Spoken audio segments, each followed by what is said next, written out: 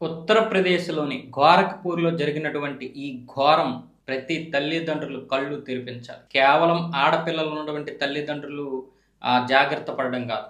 మగ పిల్లలు ఉన్నటువంటి అందరము కూడా జాగ్రత్త పడాలి. కేవలం ఆడపిల్లల గురించే మనం జాగ్రత్త చెప్తున్నాం. ఆడపిల్లలే బయటికి వెళ్లి జాగ్రత్తలు రండి అని చెప్తున్నాం. మరి ఎవరి నుంచి కాపాడుకొని రండి అని చెప్తున్నాం? మగ పిల్లల నుంచే కదా, మగ మృగాల నుంచే కదా. మరి మగ పిల్లలకి అన్నటువంటి అదే తల్లిదండ్రులు మరి మగ పిల్లలకి ఎందుకు జాగ్రత్తలు చెప్పడం లేదు?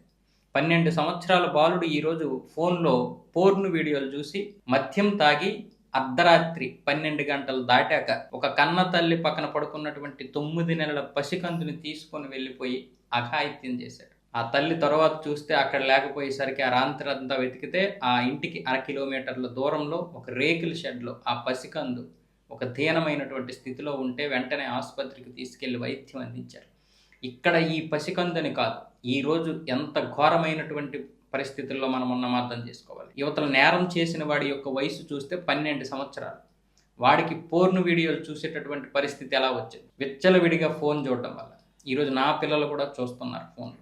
మనం విపరీతంగా వాళ్ళకి ఆ ఫోన్లు ఇచ్చేస్తున్నప్పుడు దేనికి గురవుతున్నారో అర్థం కావడం లేదు. ఏం చూస్తున్నారో మనకు తెలియదు. వాళ్ళు ఒక రీల్స్ చూసినా, ఒక షార్ట్స్ చూసినా ఆ మధ్యలోకి ఏమేమి వచ్చేస్తాయో తెలియదు. అలాంటి వాటికి అలాగే రోజు అలవాటు అయిపోతాం. మద్యం కూడా వాడు తాగాడు 12 సంవత్సరాలు అంటే వాడికి ఎలా వచ్చింది? ఇంట్లో వాళ్ళ నాన్న తాగిందో లేకపోతే అక్కడ డబ్బులకి అమ్మేయడమో ఏదో ఒకటి. మొత్తానికి ఇది దేశంలో ఉన్నటువంటి వారందరూ ఆలోచించాల్సినటువంటి విషయం. ఎంత ఘోరమైనటువంటి పరిస్థితుల్లోకి మనం వెళ్ళిపోతున్నామో, మనల్ని మనమే నెట్టేసుకుంటున్నామో ప్రతి ఒక్కరు కళ్ళు తెరవాల్సినటువంటి విషయం ఇది. దీని గురించి మాట్లాడటం కాదు. సభ్య సమాజం ఏ విధంగా తప్పుదోవ పడుతుంది అనేదానికి కేవలం వాడి మనస్తత్వం కాదు, మనం చేస్తున్నటువంటి పొరపాట్లు, తల్లిదండ్రులుగా మనం కూడా చేస్తున్నటువంటి పొరపాట్లు మనం గుర్తించకపోతే మన జీవితాలు, కుటుంబ జీవితాలు, మొత్తం దేశమే నాశనం అయిపోతాయి.